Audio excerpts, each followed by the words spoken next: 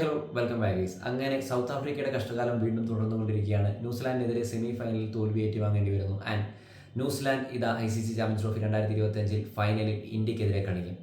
ദുബായിൽ വെച്ചിട്ടാണ് മത്സരം നടക്കാൻ പോകുന്നത്. ആൻഡ് ഈ ഒരു മത്സരത്തിൽ സൗത്ത് ആഫ്രിക്കയ്ക്കെതിരെ മികച്ചൊരു അപ്പർ ഹാൻഡ് ന്യൂസിലാൻഡ് ബോളിംഗ് സൈഡിലും ബാറ്റിംഗ് സൈഡിലും വരുത്താൻ സാധിച്ചിരുന്നു.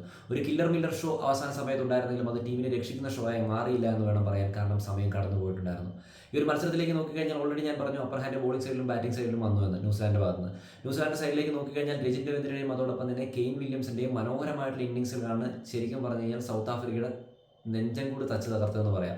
ഒരുപാട് സാധ്യതകൾ അവിടെ സൗത്ത് ആഫ്രിക്കയെ തുറന്നു വിട്ടിട്ടുണ്ടായിരുന്നു ഇവരുടെ വിക്കറ്റുകൾ കളയാൻ വേണ്ടി. പക്ഷേ ആ ഒരു എഫേർട്ടുകളൊന്നും മികച്ചൊരു എഫേർട്ടുകളായി മാറിയില്ല, അല്ലെങ്കിൽ റിസൾട്ട് ഉണ്ടാകുന്ന എഫേർട്ടുകളായി മാറിയില്ല എന്ന് വേണം പറയാൻ. ഒരുപാട് ചാൻസുകൾ കിട്ടിയെങ്കിലും അത് യൂസ് ചെയ്യാൻ സൗത്ത് ആഫ്രിക്കയ്ക്ക് സാധിച്ചിട്ടുണ്ടായിരുന്നില്ല.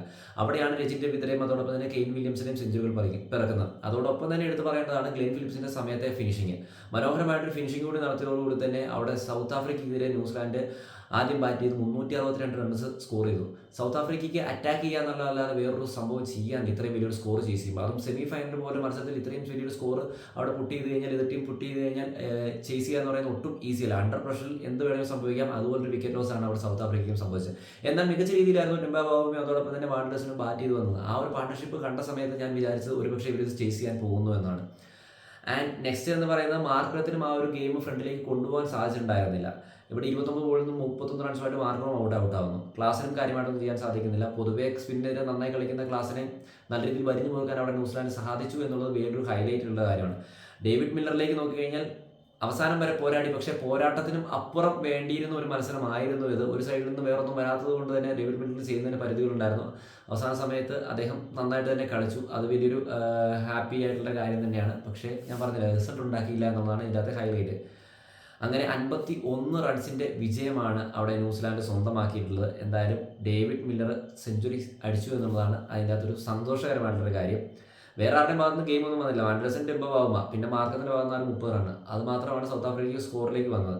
പിന്നുള്ളത് മില്ലറിൻ്റെ ആവശ്യം. ഒരു പക്ഷേ മില്ലറിന് മറ്റു സൈഡിൽ നിന്ന് നല്ലൊരു സപ്പോർട്ട് കിട്ടിയിട്ടുണ്ടായിരുന്നെങ്കിൽ ഈ ഒരു മത്സരം വേറൊരു രീതിയിലേക്ക് ആയേനെ. പക്ഷേ അപ്പോഴും സമയങ്ങൾ കടന്നു പോയിട്ടുണ്ടായിരുന്നു എന്നുള്ളതാണ് മെയിൻ ഹൈലൈറ്റ്. ന്യൂസിലാൻഡ് സൈഡിലേക്ക് നോക്കിക്കഴിഞ്ഞാൽ ന്യൂസിലാൻഡിനെതിരെ ബോൾ ചെയ്ത ബോളേഴ്സിൻ്റെ എല്ലാം എക്കോണമി, സൗത്ത് ആഫ്രിക്കൻ ബോളേഴ്സിൻ്റെ എല്ലാ എക്കോണമി ഭയങ്കര ഹൈ ആയിപ്പോയിട്ടുണ്ടായിരുന്നു.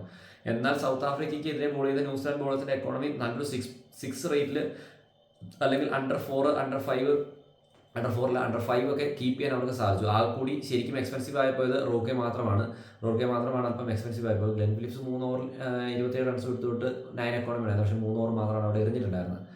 എന്തായാലും ഫൈനലിലേക്ക് വരുമ്പോൾ ന്യൂസിലാൻഡിനെ സൂക്ഷിക്കണം. ഓൾറെഡി നമ്മൾ ദുബായിൽ തോൽപ്പിച്ചു വിട്ട ടീമാണെന്ന് വിചാരിച്ച് നമുക്ക് ഈസിയായി കാണാൻ സാധിക്കില്ല. ന്യൂസിലാൻഡ് എപ്പോൾ വേണമെങ്കിലും ഗെയിമിനെ തിരിച്ചു പിടിക്കാൻ സാധിക്കുന്ന ടൈപ്പ് ഓഫ് ടീമാണ്. ദുബായിലെ പിച്ച് കണ്ടീഷൻ നമുക്ക് എല്ലാവർക്കും അല്പം സ്പിന്നിലേക്ക് തിരിഞ്ഞിട്ടുണ്ട് പിച്ച് കണ്ടീഷൻ എന്ന് പറയുന്നത്. അപ്പോൾ അതൊക്കെ സൂക്ഷിച്ച് നന്നായിട്ട് തന്നെ ഇന്ത്യ ഫൈനലിൽ ഈ ഒരു കപ്പ് കൂടി ഇന്ന് ഉയർത്തുമെന്ന് പ്രതീക്ഷിക്കാം. അപ്പോൾ മാച്ച് റിവ്യൂ എന്തായാലും ഉണ്ടായിരിക്കുന്നതാണ്. നിങ്ങളുടെ അഭിപ്രായങ്ങൾ എന്ന് വെച്ചാൽ കമൻറ്റ് പ്രത്യേകിച്ച് ബൈ ബൈ.